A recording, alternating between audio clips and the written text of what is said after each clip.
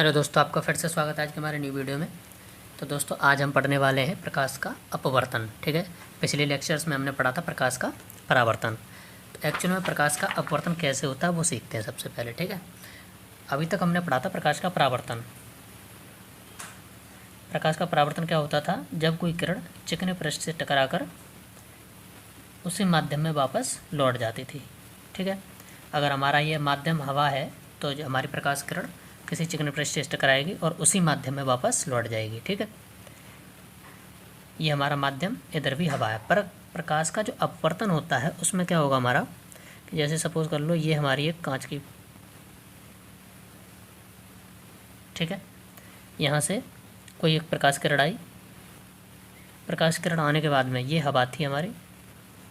ठीक, अब हमने इस पर एक अभिलंब बनाया, जिसमें हम जिस तरीके से हम इसमें अभिलंब बना देते उसी तरीके से हम इसमें भी एक अभिलंब बनाएंगे।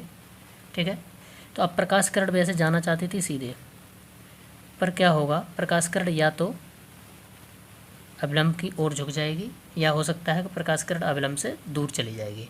यही होता है हमारा प्रकाश का अपवर्तन। ठीक है, तो अब ये कब अभिलंब की ओर झुकेगी और कब अभिलंब से दूर जाएगी वो हम इसमें पढ़ने वाले हैं। चलिए देखते हैं। सबसे पहले हम ये समझते हैं कि विरल माध्यम और सघन माध्यम क्या हैं।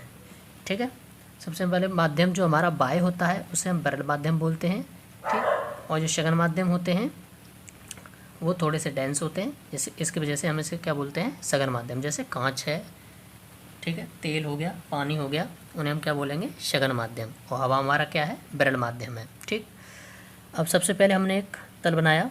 ठीक है, इस पर कोई एक प्रकाश किरण आती हुई प्रतीत की और जिसमें हमने एक अभिलंब बनाया। क्या बनाया, अभिलंब।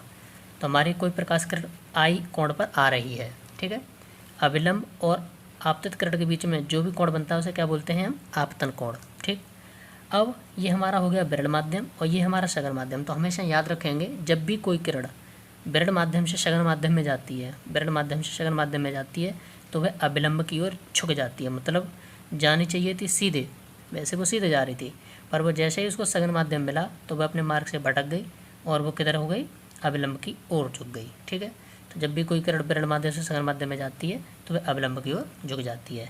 अभिलंब और जाने वाली किरण के बीच में जो कोण बनता है उसे हम बोलते हैं अपवर्तन कोण।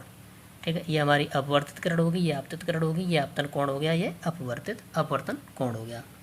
अब हमने क्या किया कि कोई किरण सघन माध्यम से विरल माध्यम में चलाई, तो ये हमारा अभिलंब और ये आपतित किरण और आने वाला कोण है हमारा आई। ठीक है, तो अब इसमें क्या होगा कि वैसे किरण जानी चाहिए थी सीधे, पर वह जब भी सघन से विरल में जाएगी तो अपने मार्ग से भटक जाएगी और अभिलंब से दूर चली जाएगी। अभिलंब से क्या हो जाएगी, दूर चली जाएगी। ठीक, अब जब कभी आपको इसमें विचलन कोण पूछे कि वह अपने मार्ग से कितना भटक गई, ठीक है, तो इसमें आता है हमारा आई माइनस आर, और ऐसे ही इसमें होता है हमारा आर माइनस आई। कैसे निकाला हमने ये, देखो पहले एंगल कितना था एन, और इस लाइन और इस लाइन के बीच में कितना एंगल है, ये लाइन हमारी ये हो गई और ये लाइन हमारी ये हो गई, तो ये टोटल कितना था, आई। ये वाला और ये वाला कितना था हमारा टोटल, आई, इन दोनों के बीच में। ठीक, अब वह भटकी कितनी अपने मार्ग से, यहाँ से यहाँ तक आर। ठीक है, ये हमारा आर हो गया, अपने मार्ग से इतना आगे चलेगी। तो इन दोनों के बीच में जो डिफरेंस आएगा उसे बोलेंगे हम विचलन कोण, आर माइनस आई। ठीक, अब हम पढ़ते हैं इसमें प्रकाश के अपवर्तन के नियम।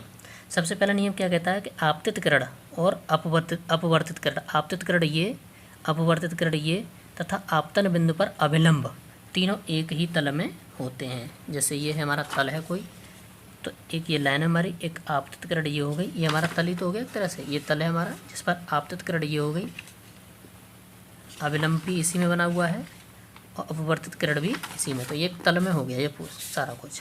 ठीक है, तो आपतित किरण, अपवर्तित किरण तथा अभिलंब, आपतन बिंदु पर अभिलंब तीनों कैसे होते हैं, एक ही तल में होते हैं।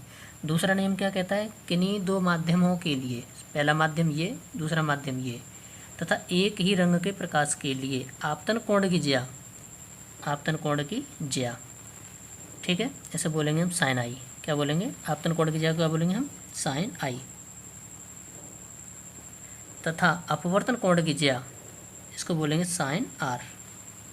आपतन कोण हमारा ये और अपवर्तन कोण कौन सा हमारा, ये का अनुपात एक नियतांक होता है। दूसरा नियम क्या है, आपतन कोण की ज्या तथा अपवर्तन कोण की ज्या, इन दोनों में क्या होता है, एक निश्चित अनुपात होता है जिसे हम नियतांक बोलते हैं। ठीक है, अनुपात एक नियतांक होता है। इस नियम को स्नेल का नियम भी कहते हैं। ये आपको याद रखना पड़ेगा कि स्नेल का नियम क्या है।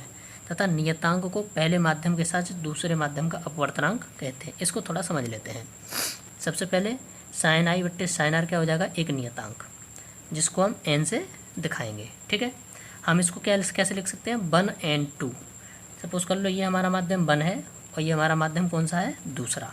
ठीक है, तो अब इसको हम कैसे, ये हमने निकाला कहाँ से, इसको निकालने के लिए हमें पता होना चाहिए हमें क्या करना है।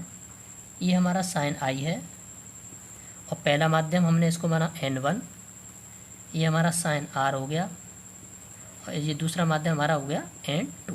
तो हम क्या करेंगे, पहले माध्यम का इस वाले के साथ मल्टीप्लाई कर देंगे, पहले माध्यम का आपतन कोण की ज्या के साथ मल्टीप्लाई। तो n1 इंटू साइन आई बराबर लगाएंगे इस माध्यम का इस वाले अपवर्तन कोण की ज्या के साथ मल्टीप्लाई कर देंगे, n2 इंटू साइन आर।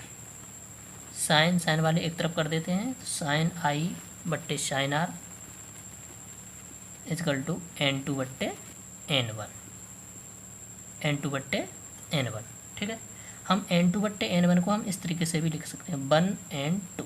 क्या लिख सकते हैं हम इसको, 1n2। तो ये आपको याद रखना पड़ेगा कि अगर n2 बट्टे n1 आ रहा है तो 1n2 लिखेंगे, और यदि हमारा n1 बट्टे n2 आ रहा है तो इसको लिखेंगे हम 2n1। ठीक है, याद रखना पड़ेगा इसको। अब इसको क्या बोलेंगे, पहले माध्यम के सापेक्ष दूसरे माध्यम का अपवर्तनांक, और इसको क्या बोलेंगे, दूसरे माध्यम के सापेक्ष पहले माध्यम का अपवर्तनांक। ये भी हमें पॉइंट याद रखना पड़ेगा। तो हमारे यहाँ पे क्या आया, 1n2, या इसको कैसे लिखोगे आप, n2 बट्टे n1। जो लास्ट में नंबर है उसको ऊपर लिखेंगे और नीचे पहला नंबर है उसको नीचे। तो हम इसको कैसे क्या बोलेंगे, इसको पहले माध्यम के सापेक्ष दूसरे माध्यम का अपवर्तनांक, दूसरे माध्यम के सापेक्ष पहले माध्यम का अपवर्तनांक। तो ये भी आपको याद रखना पड़ेगा। तो हमने इसको यहाँ से एलेबोरेट करके लिख दिया, साइन आई बट्टे साइन आर n2 बट्टे n1। अब हम मान लें यदि हमारा n1 ये वाला माध्यम हमारा क्या हो, हवा हो, क्या हो, हवा। तो हवा के लिए n1 का मान 1 मानते हैं, लगभग कितना मानते हैं हम, 1। तो n1 की जगह हम क्या लगाएंगे, यहाँ पर 1 लगा देंगे। क्या लगा देंगे, 1, n2 बट्टे 1। तो ये कितना बचेगा हमारा, n2। तो साइन आई बट्टे साइन आर क्या बचेगा हमारा, n2। ठीक है, तो हमने इसमें क्या किया था, n1 का साइन आई के साथ मल्टीप्लाई किया, n2 का साइन आर के साथ मल्टीप्लाई किया, साइन साइन वाले एक तरफ ले लिए और n एक तरफ, n2 बट्टे n1, जिसे हम 1n2 भी लिख सकते हैं, जिसका मतलब होता है पहले माध्यम का अपवर्तन, पहले माध्यम के सापेक्ष दूसरे माध्यम का अपवर्तनांक। अब अपवर्तन के उपयोग क्या होते हैं, जैसे शीशे के गिलास तथा बीकर में डूबी हुई छड़। जब भी कोई शीशे के गिलास में पानी भरा हो उसमें एक छड़ डुबो दो तो ऐसा लगता है वो टेढ़ी सी है, ठीक है, या टूटी हुई प्रतीत होती है। वैसे शीशे का सिक्का जो होता है उसको अगर पानी में हम डुबो देते हैं तो वो ऐसा लगता है कि उठा हुआ प्रतीत हो रहा है। जैसे जब हम कोई सिक्का पानी से भरे गिलास में रखते हैं तो सिक्का उठा हुआ प्रतीत होता है। ठीक है, कांच के आयताकार स्लैब से अपवर्तन। अब हम इसको नेक्स्ट वीडियो में पढ़ेंगे, तब तक के लिए take care and bye bye.